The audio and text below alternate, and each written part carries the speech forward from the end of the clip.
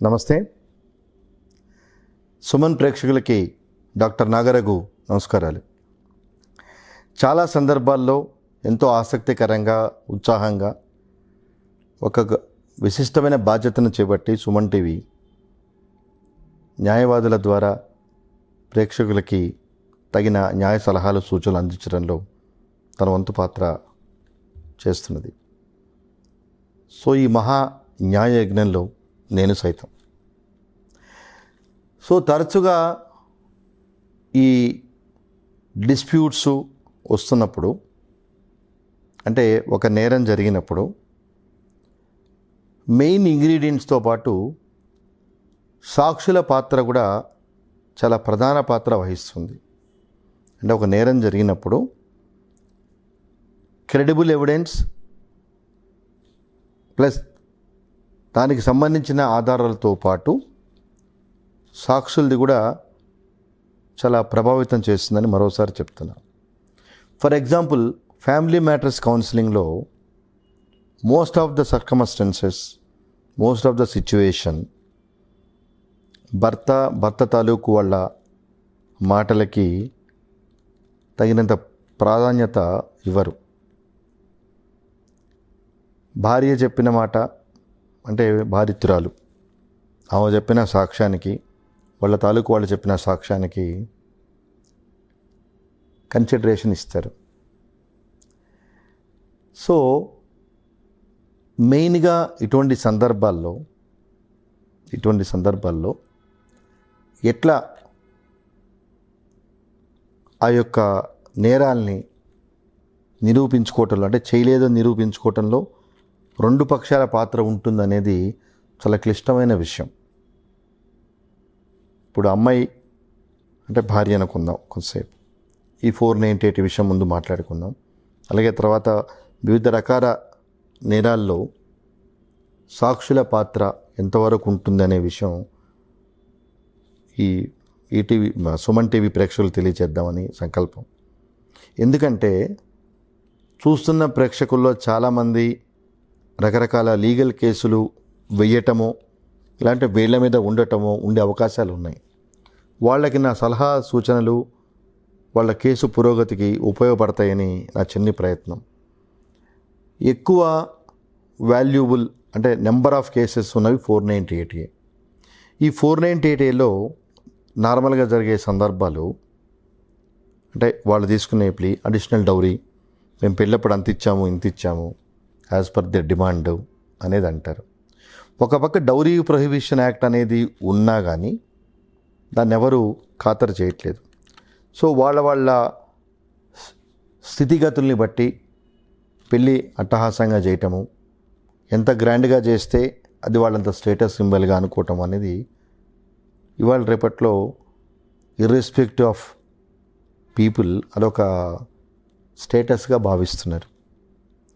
So ఈ సందర్భంలో కొంతకాలం అయిన తర్వాత, అంటే 10 ఏళ్ళు 12 ఏళ్ళు పెళ్ళైన సందర్భాల్లో కూడా డౌరీ హెరాస్మెంట్ జరిగింది అని కంప్లైంట్స్ ఇవ్వటం జరుగుతుంది భర్త తాలూకు వాళ్ళ మీద. అటువంటి సందర్భాల్లో భర్త తాలూకు వాళ్ళు ఫస్ట్ వాళ్ళు ఎలా దాన్ని ప్రూవ్ చేసుకోవాలి, అలాగే భార్య దాన్ని ఏ రకంగా సమర్థించుకోవాలనే విషయం చాలా కీలకమైంది. ఇప్పుడు అమ్మాయి కంప్లైంట్ ఇస్తుంది, నన్ను అన్ని లక్షలు డిమాండ్ చేశారు, ఇన్ని లక్షలు డిమాండ్ చేశారు అని. ఫస్ట్ అండ్ ఫార్మోస్ట్ క్వశ్చను అటు పోలీస్ వాళ్ళు కానీ, అంటే ఇన్వెస్టిగేషన్ ఏజెన్సీ కానీ, ఈవెన్ కోర్టులు కూడా పరిగణలో తీసుకోలేని విషయం ఏంటంటే దేర్ ఫైనాన్షియల్ కెపాసిటీ. అంటే గతంలో ఇంత కట్నం ఇచ్చామని చెప్పని అన్నారు, ఇప్పుడు ఇంత డిమాండ్ చేస్తున్నారు అన్నారు. Whether really the girl and her parents are capable enough to effort that kind of demand is the question. ఇప్పుడు మిడిల్ క్లాస్ ఉద్యోగస్తులు ఉంటే వాళ్ళని లక్షలు డిమాండ్ చేస్తున్నారు అనే మాట ఎంతవరకు సమర్థనీయం అనేది చాలా అర్థవంతమైన, ఆలోచింప చేయాల్సిన విషయం. సరే, నార్మల్ టెండెన్సీ ఏంటంటే నా కూతురు బాగుండాలనే ఉద్దేశంతో నేను అప్పు చేసినా సరే I will try to meet the illegal demands of my in laws, అంటే son in law and his parents అనేది ఒక శాస్త్రం ఉంది, అదొక సాంప్రదాయంగా. అంటే నా పిల్లల కోసం ఏమైనా చేస్తాను, అప్పో సప్పో చేసో, తల తాకట్టు పెట్టో, I will take care of them అనేది ఉంది. బట్ లీగల్గా డిస్ప్యూట్ వరకు వచ్చినప్పుడు హౌ డు వి ప్రూవ్? అంటే అమ్మాయి ఏ బేసిస్ మీద ప్రూవ్ చేయాలి, భర్త తాలూకు వాళ్ళు ఏ రకంగా దాన్ని డిఫెన్స్ చేసుకోవాలనేది చాలా కీలకమైన విషయం. కంపారిటివ్గా నేరాలు రిజిస్టర్ అవుతున్న నెంబర్ చూస్తే శిక్ష పడుతున్న నెంబర్కి ఎక్కడ పోలిక ఉండదు. అంటే ఫర్ ఎగ్జాంపుల్ 100 కేసులు 498 కింద రిజిస్టర్ అవ్వడం జరిగితే 50% కేసుల్లో కూడా శిక్ష పడిన సందర్భాలు చాలా ఉంటాయి. ఎందుకంటే కొన్ని ఫాల్స్ కేసులు కావచ్చు, కొన్ని ప్రాపర్గా ఎవిడెన్స్లు వాళ్ళు ఎస్టాబ్లిష్ చేయలేకపోవచ్చు. అలాగే సాక్షులు ఎవరైతే ఉన్నారో most of the occasions except family members, బయట వాళ్ళు సాక్ష్యం అనేది హియర్సీ తప్పించి వాళ్ళు ఎప్పుడు సీన్లో ఉండే అవకాశాలు చాలా తక్కువ ఉంటాయి. మేము విన్నాము, వాళ్ళు చెప్పారు ఇలా, అంటే హియర్సేగా విట్నెస్లు వస్తారు తప్పితే. సరే, ప్రైమ్ విట్నెస్లు పేరెంట్స్, ఎప్పుడైనా కానీ పేరెంట్స్ వాళ్ళ అమ్మాయిని సపోర్ట్ చేస్తారు. అంటే ఇర్రెస్పెక్ట్ ఆఫ్ ట్రూత్ ఆర్ అదర్వైజ్ వాళ్ళ డాటర్ని సపోర్ట్ చేయటం అనేది న్యాచురల్ ఫినామినా. సో దానిలో మనం తప్పుపట్టాల్సిన పని లేదు. కానీ చట్టంలో ఆ డిమాండ్ ఏమందంటే, ద డిమాండ్ క్రూయాలిటీకి ఇంత వరకు వెళ్తే తప్పనిసరిగా 498 అట్రాక్ట్ అవుతుంది. ఏదో అడిగారు, నన్ను పంపించేశారనే ఆస్పెక్ట్. దానిలో ఇంగ్రీడియంట్స్ని శాస్త్రీయ పరంగా చాలామంది, అంటే ఇన్వెస్టిగేషన్ ఏజెన్సీస్ కానీ కోర్టులు కానీ పరిగణలో తీసుకోవట్లేదు. అందుకే జడ్జిమెంట్, ఆంధ్రప్రదేశ్ హైకోర్టు జడ్జిమెంట్ ఒక సందర్భంలో ఫేక్గా, అంటే ఆమ్నిబస్ ఎలిగేషన్లు కరెక్ట్ కాదు, you should give the specific instances where the demand raised by the husband and he's parents అని చాలా స్పష్టంగా చెప్పి దాన్ని క్వాష్ చేయటం జరిగింది. అంటే ఒక కంప్లైంట్ మెయింటైనబుల్ అవ్వాలి అంటే what are the ingredients are required, what are the facts and circumstances are required అనేది బాధితురాలు తరఫున కేసుని వాదించే అడ్వకేట్కి కలిసి జాయింట్గా వర్క్ చేయాల్సిన సందర్భం. సో ఫ్యాక్ట్స్ చెప్పినంత మాత్రాన దీనిలో, అందుకే certain facts are certain incidents are capable enough to prove as a direct evidence. Some facts are capable enough to prove indirect evidence. So direct evidence lo what extent we can do, indirect evidence lo what extent we can do. అంటే ఇప్పుడు నేను చెప్పే సూచనలు ఎంతవరకు సాధ్యమవుతాయనేది నాకు తెలీదు, అది మీ విజ్ఞతకే వదిలేశాను. మీరు బంగారం పెడుతున్నారు, నగలు పెడుతున్నారు అనుకుందాం, ఇది అమ్మాయి తరఫు వాళ్ళకి నేను చెప్పే సూచన. మీరు వీడియో తీయండి, ఇవి నేను పెడుతున్నాం అన్నట్టుగా మీరు ప్రూఫ్ ఎస్టాబ్లిష్ చేయండి. చాలామంది మేము కిలో బంగారం ఇచ్చాం, లేకపోతే మేము అంత ఇచ్చాం ఇంత ఇచ్చాం అని చెప్తూ ఉంటారు. You take some evidence. అవి కొనే ఉండుంటే కనుక బిల్స్ మీరు ప్రొడ్యూస్ చేయండి, బలానా రోజు కొన్నాం అని. The purchase should be before the performance of marriage. లేదు, చిన్నప్పుడే over a period of time మీరు కొద్దిగా మీ సేవింగ్స్ ద్వారా దాన్ని కొన్నారు అనుకుందాం. ఎంగేజ్మెంట్ జరిగే టైంలో మీరు చెప్పండి ఏం పెడతారని మీరు రికార్డ్ చేయండి. డబ్బులు ఒక నిమిషం పక్కన పెడదాం, ఎందుకంటే డబ్బులు ఇవ్వటము తీసుకోవటం అనేది చట్టరీత్యా నేరం కాబట్టి కట్నం విషయం ఒక నిమిషం పక్కన పెడదాం. అదర్ ఆర్నమెంట్స్, జ్యువెలరీ మీరు అబ్బాయికి ఏమైతే ఇస్తున్నారో, అంటే మీ అమ్మాయికి వాళ్ళ ఆ పెళ్లి సందర్భంలో you create some evidence prime. అంటే ఫోర్కాస్ట్ చేసి కాదు. అంటే my advice is not in anticipation of any problem tomorrow, safe side. అంటే ఇప్పుడు జరిగే 100 పెళ్ళిళ్ళలో 90 పెళ్ళిళ్ళు ఇబ్బందికి గురవుతాయి, 498 కేసు పెట్టాల్సి వస్తుంది అనేది నా ఉద్దేశం కాదు. అలా ప్రేక్షకులు అపార్థం చేసుకుంటే నన్ను మన్నించాలి. నా ఉద్దేశం ఏంటంటే, పెళ్ళికి ముందే కొంతమంది లిటిగెంట్స్ అనేది అర్థమవుతుంది, అబ్బాయి తరఫు వాళ్ళు కానీ అమ్మాయి తరఫు వాళ్ళు కానీ. ఎందుకంటే పెళ్ళికి ముందు కనీసం 1 or 2 months మాట్లాడుకోవటము చేయటం జరుగుతుంది కాబట్టి the way the boy and his parents asking to perform the marriage and other formalities, దాన్ని బట్టి వీ కెన్ అసెస్ అంటే whether we have a comfortable journey or whether we have any litigant journey. కొంచెం ఒక టోటల్గా ignorance అయితే ఉండదండి, ఎవరికైనా కొంచెం అర్థమవుతుంది. So as a precaution I'm saying, as a precaution అంటే మనల్ని మనం సేఫ్ గార్డ్ చేసుకోవటానికి, లేదు ఇంత వర్త్ ఆర్నమెంట్స్ మన అమ్మాయికి ఇచ్చాము అని చూడటానికి మనం రికార్డెడ్గా పెట్టుకుందాం. రికార్డెడ్గా పెట్టుకుంటే మనకు కొంచెం వెసలుబాటు ఉండే అవకాశం ఉంది. అంటే కీడించి మేలించాలన్నారు, అలా అన్ని చోట్ల సందర్భంలో జరుగుతుందని కాదు. నిజంగా లిటిగేషన్ వచ్చిన సందర్భంలో ఈ పర్టికులర్ ఎపిసోడు మనకి కొంత అవకాశాన్ని కల్పిస్తుంది. సో ఎప్పుడైతే కొంత ఎవిడెన్స్ మనం అంటే మచ్ బిఫోర్, అందుకే ఇన్ యాంటిసిపేషన్ అన్నాను, నేను మళ్ళీ చెప్తున్నాను, ఈ రకమైన అంటే పెళ్ళికి ముందే ఇట్లాంటి ఆలోచనలు రావటం అనేది చెప్పటం అనేది కరెక్ట్ కాదు. కానీ సమాజంలో ఉన్న పరిస్థితులను బట్టి చెప్పక తప్పలేదు.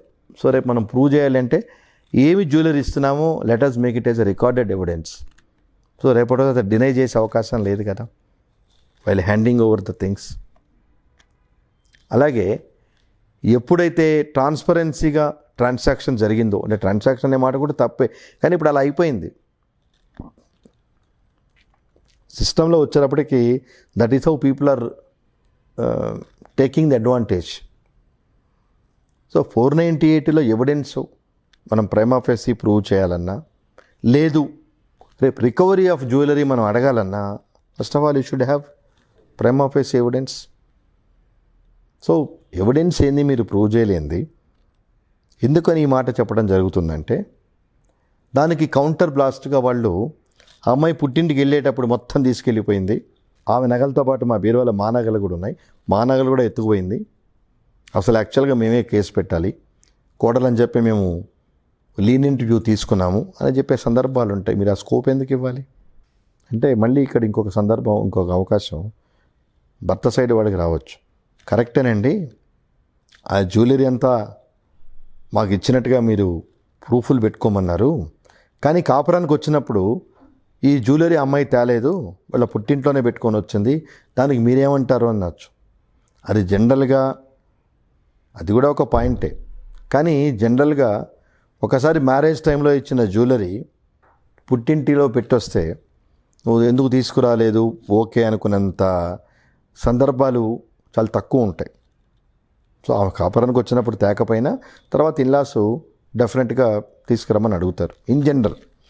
అంటే అన్లెస్ వాళ్ళు ఏదన్నా ఫారెన్లో ఉంటే తప్పించి అది అవకాశే సందర్భాలు ఉన్నాయి. బట్ 498లో క్రూయాలిటీ అనేది ప్రధాన పాత్ర వహిస్తుంది. దాన్ని ఇన్వెస్టిగేషన్ ఏజెన్సీస్ తర్వాత ఈ కోర్టులు దాన్ని విస్మరిస్తున్నాయి. సో ఈ సుమన్ టీవీ ప్రేక్షకులు తెలియజేయటం ఏంటంటే 498 ఒక్కటే మెయింటైనబుల్ కాకుండా తదుపరి ఏదైనా ఇబ్బందులు, అంటే అమ్మాయి 7 ఏళ్ళ లోపల చనిపోయినా, అలాగే ఆ సందర్భంలో ఇంకేదన్నా ఇబ్బందికరమైన వాతావరణానికి అమ్మాయికి గురైనా దానికి 302 ఆ సెక్షన్లన్నీ ఉన్నాయి. నేను అవన్నీ అంత ఓపెన్గా మాట్లాడుకోవడం ధర్మం కాదనిపించి I'm choosing my words. So బేసికల్గా ఈ ఎపిసోడ్లో 498A అనే కాన్సెప్ట్లో భార్య తాలూకు వాళ్ళ కేసు ప్రూవ్ చేసుకోవడానికి దోహదపడే అంశాలు, పెళ్ళప్పుడు వాళ్ళు ఇచ్చిన జ్యువెలరీ, దానికి తగిన ఆధారాలు, అలాగే వాళ్ళ ఫైనాన్షియల్ కెపాసిటీ, ఏ సందర్భాల్లో ఎవరు డిమాండ్ చేశారు, ఏం చేశారు, సో ఎప్పుడైనా కౌన్సిలింగ్ జరిగిందా. అంటే చాలామంది చెప్పచ్చు, ఇప్పుడు నా భార్యతో అదే నా భర్తతో అత్తామావలతో ఇబ్బంది ఉన్నంత మాత్రాన కాపురాలు ఏమీ ఇబ్బంది పడవు. There every possibility to make in house counselling. In house counselling చేసే అవకాశాలు చాలా ఉంటాయి. ఇప్పుడు ఎక్స్ట్రీమ్ అంటే ఇన్హౌస్ కౌన్సిలింగ్ జరగక పెద్ద మనుషుల ద్వారా కాకుండా ఉంటేనే మీరు 498A పోలీస్ స్టేషన్లో కంప్లైంట్ ఇవ్వండి. అంటే ఎందుకు ఈ మాట చెప్పడం జరిగిందంటే, ఇబ్బందులు ఉంటాయి, అది మీకే తెలుసు, ఏ రకమైన ఇబ్బందుల స్థాయి ఉందని మీకు తెలుసు. కానీ ఎప్పుడైతే భర్తని వాళ్ళ పేరెంట్స్ని మనం పోలీస్ స్టేషన్కి పిలిచి, అందులో పోలీస్ స్టేషన్ అందరికీ తెలిసిన విషయం ఏంటంటే ఇర్రెస్పెక్ట్ ఆఫ్ థింగ్ పోలీసులు will abuse, they will make lot of abusing. పోలీసులు తిడతారు భయంకరంగా. సో ఎప్పుడైతే భర్తని వాళ్ళ అమ్మా నాన్నని ఆ పోలీస్ స్టేషన్లో తిట్టడం జరిగిందో ఇండైరెక్ట్గా ఆ గ్యాప్ రావడానికి వాళ్ళు కూడా కారణమే. They are also one of the reasons. So ఆ పరిస్థితి తెచ్చుకున్న తర్వాత కాపురం కంటిన్యూ సజావుగా జరుగుతుంది అనే అవకాశాలు చాలా తక్కువ ఉంటాయి. ఇప్పుడు ఈ రోజున ఫ్యామిలీ కోర్ట్సు, ఈ క్రిమినల్ కోర్ట్సు 498A, రకరకాల కారణాలతో డైవర్స్ పిటిషన్స్ ఇవన్నీ ఫైల్ అవుతున్నాయి. ఎందుకంటే ప్రాపర్ కౌన్సిలింగ్ లేక. సో ఇంటర్నల్ సిస్టమ్ కనుక బాగుంటే అంతవరకు వెళ్ళాల్సిన పని లేదు. ఇప్పుడు నచ్చలేదు, భర్త మీద భార్య కానీ భార్య మీద భర్త కానీ మీకు నచ్చినంత మాత్రాన నేను మీకు డైవర్స్ ఇస్తాను అని చెప్పడం కోర్టుకు పిలిచే అధికారం మీకు లేదు. అలాంటి పరిస్థితి తెలిసే indirectly you are humiliating the other life partner. ఇప్పుడు భర్తకి ఏవో నచ్చలేదు, భార్య మీద ఏవో ఎలిగేషన్ చేసి డైవర్స్ చేస్తాడు. అలాగే భార్య కూడా వేరే కేసులు పెట్టి ఎలిగేషన్ చేసి భర్త మీద ఇస్తుంది. For what? మీరు కొంతకాలం కలిసి ఉన్నారు.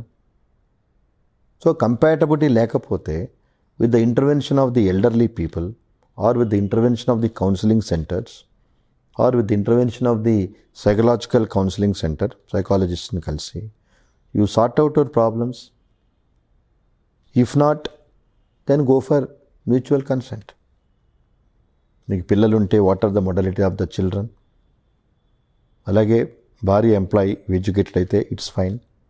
అంటే మీ ఆబ్లిగేషన్లు ఏమున్నాయో లైఫ్ పార్ట్నర్స్ ఒకళ్ళనొకళ్ళు వద్దు అనుకున్నప్పుడు కోర్టుల వరకు కాకుండా if your internal mechanism is very strong, ఆ లిటిగేషన్ తగ్గించుకొని you can save lot of time. ఇప్పుడు ఇద్దరు ఎంప్లాయీస్ జస్ట్ కోర్టుకి వెళ్ళి సమ్టైమ్స్ మనల్ని చూసి డేట్ ఇచ్చి పంపిస్తారు. Just to show hour face all the way we have to go to the court. దాని డేట్ తీసుకుంటే గురించి మనం ఎంప్లాయీ లీవ్ పెట్టుకొని పోవాలి. ఇంకోటి చెప్తున్నాను ఈ సందర్భంలో, కోర్టు కేసులకు వెళ్ళినప్పుడు మీరు కనుక ఉద్యోగస్తులైతే లీవ్ పెట్టి వెళ్ళండి. ఎందుకంటే కోర్టుకి మీరు అఫీషియల్గా అక్కడ అటెండ్ అవుతున్నప్పుడు మార్నింగు అది కనుక మీ డ్యూటీ అవర్స్ అయితే యు అప్లై లీవ్. అఫీషియల్గా అక్కడ ఒక లెటర్ పెట్టి వెళ్ళండి. కోర్స్ మీరు అనొచ్చు దానివల్ల అందరికీ తెలిసిపోతుంది పర్మిషన్ ఇవ్వరు అని. లీవ్ అప్లై చేయండి. లీవ్ అప్లై చేసి కోర్టుకి వెళ్ళండి. అంటే మీరు అడగచ్చు ఎందుకు అని. కోర్టుకి వెళ్ళేటప్పుడు మీరు ఒక బోనఫైడ్స్ కోసం వెళ్తున్నారు, ఒక న్యాయం కోసం వెళ్తున్నప్పుడు మీరే న్యాయంగా లేకపోతే ఎట్లా? 2 గంటలే కదా అని బాస్ ఆఫీస్కి వెళ్ళి సంతకం పెట్టి బాస్కు చెప్పి 2 గంటలో వస్తాను కోర్టుకు వస్తే ఎట్లా? So be clean. వీలైనంతవరకు మీ కేసుల నిరూపణలో మీ వంతు పాత్ర కూడా మీ సిన్సియారిటీ రుజువు చేసుకోవటంలో మీరు చూపించండి. సో భార్యాభర్తలకు సంబంధించిన కేసుల్లో థర్డ్ పర్సన్ ఇన్వాల్వ్మెంట్ మనకు అవసరం లేదు. మనమే కరెక్ట్గా ఉండి అతనితో మాట్లాడో అండ్ ఆమెతో మాట్లాడో కూర్చోబెట్టి మాట్లాడగలిగినప్పుడు, ఎందుకంటే most of the people are educated nowadays. So దానికి కోర్టుల వరకు వెళ్ళి హ్యూమిలియేట్ అయ్యి ఆ కోర్టు వాతావరణం ఎలా ఉంటుందో మీ అందరికీ తెలుసు. అలాగే పిల్లలుంటే వాళ్ళని సఫర్ చేసి who has given a right to you? మనకున్న disputes over a period of time వస్తే దానికి పేరెంట్స్ ఇబ్బందులకి పిల్లలు ఎందుకు సఫర్ అవ్వాలి? సో మనం చదువుతున్న, ఉద్యోగాలు చేస్తున్నాం, మన విజ్ఞతను కూడా మనం ఉపయోగించుకొని మన కాపురాలు మనకి చక్కగా ఉండటానికి ఒకళ్ళ మీద ఒకళ్ళు లిటిగేషన్ పోకుండా ఇంటర్నల్ కౌన్సిలింగ్, ఇంటర్నల్ మెకానిజం ద్వారా మనం సార్ట్అవుట్ చేసుకునేంత వరకు సార్ట్అవుట్ చేద్దాం. కాని పక్షంలో ఎడిదిరిగి మీకు ఆప్షన్ ఉంది. ఏ కోర్టులు బలవంతంగా కాపురం చేయించలేవు, అది సెటిల్డ్లా. కానీ ఈ లోపల మనకు అవకాశం ఉన్నంత వరకు మ్యూచువల్గా కాపురం కలిసి ఉండేట్టుగా మనం వర్కౌట్ చేద్దాం. సో ఈ ఎపిసోడ్లో సుమన్ టీవీ ప్రేక్షకులకి నా న్యాయ సలహా సూచన, భార్యాభర్తల మీద వచ్చే డిస్ప్యూట్స్ వీలైనంత వరకు ఇంటర్నల్ మెకానిజంతో కానీ with the intervention of elderly పర్సన్స్తో కానీ ఎమికబుల్ సొల్యూషన్కి ట్రై చేయండి. Because you have a long future. So long ఫ్యూచర్ని దృష్టిలో పెట్టుకొని చిన్న చిన్న విషయాలకి ఇరిటేట్ అయిపోయి మనం ఇబ్బందులు తెచ్చుకోవద్దు. మనకు పుట్టిన పిల్లల్ని ఇబ్బందులకు గురి చేయొద్దు. నమస్కారం.